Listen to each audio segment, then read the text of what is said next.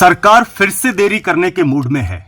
7वें पे कमीशन की आखिरी डीए बढ़ोतरी और 8वें पे कमीशन का क्या हुआ, क्या आप सच जानना चाहते हैं तो इस वीडियो को अंत तक जरूर देखिएगा। आज हम आपको बताएंगे कि आखिर आपका डीए कितना बढ़ेगा और यह जानकारी कौन से आधिकारिक आंकड़ों से इसकी पुष्टि मिलती है और आपको पैसा कब मिलेगा।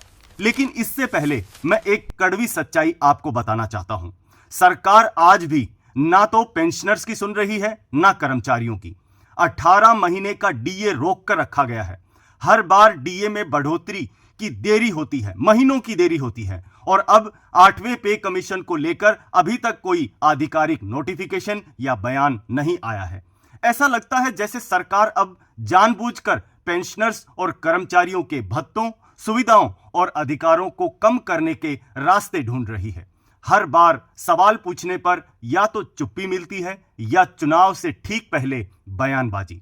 अगर आप वाकई में जानना चाहते हैं कि इस बार डीए में कितना इजाफा होगा और 8वें पे कमीशन की सच्चाई क्या है तो यह वीडियो साथियों आपके लिए बेहद जरूरी है।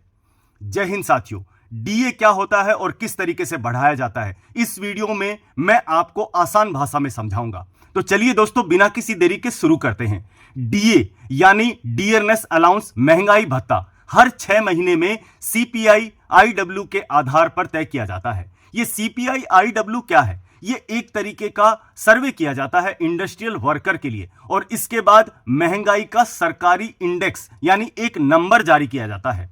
तो साथियों, जून 2024 से मई 2025 तक का यह आंकड़ा 143.3 आया है और इसको डीए कैलकुलेट करने के लिए एक नंबर है जिससे मल्टीप्लाई किया जाता है। आप जैसा स्क्रीन पे देख पा रहे हैं, सरकार इस फॉर्मूले का इस्तेमाल करती है और जब इस फॉर्मूले में इस सूचकांक को डाला जाता है तो लगभग इस बार आपका डीए बनता है 57.8%। यानी अभी आपका डीए 55% है तो इसमें 3% तक की बढ़ोतरी मानी जा रही है। यानी नया डीए हो सकता है 58% हो।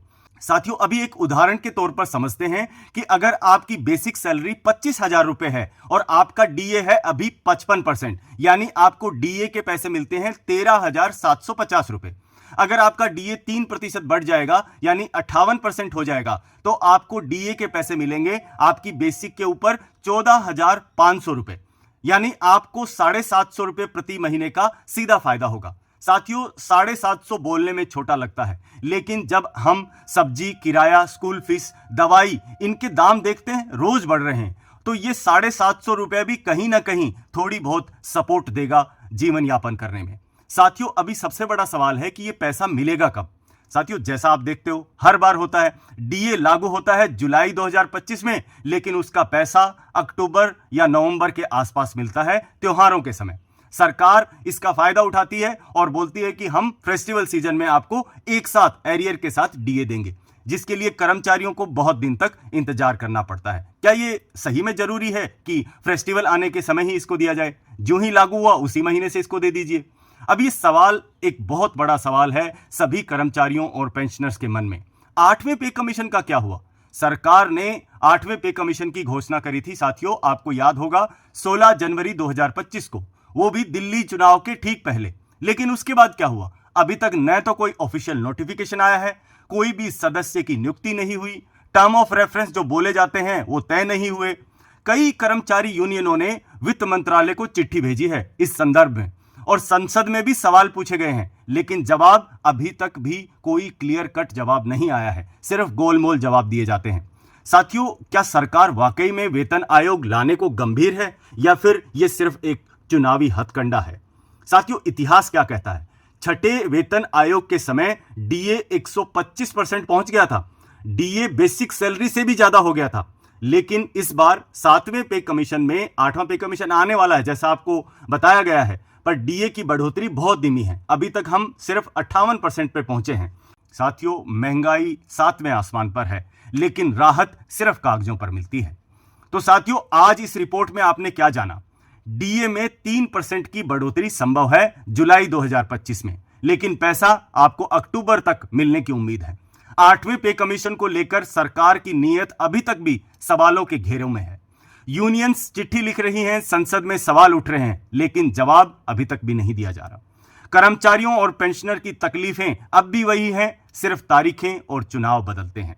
साथियों, अगर आपको यह रिपोर्ट सच्ची लगी, आंखें खोलने वाली लगी, तो इसे हर कर्मचारी भाई और पेंशनर तक पहुंचाइए।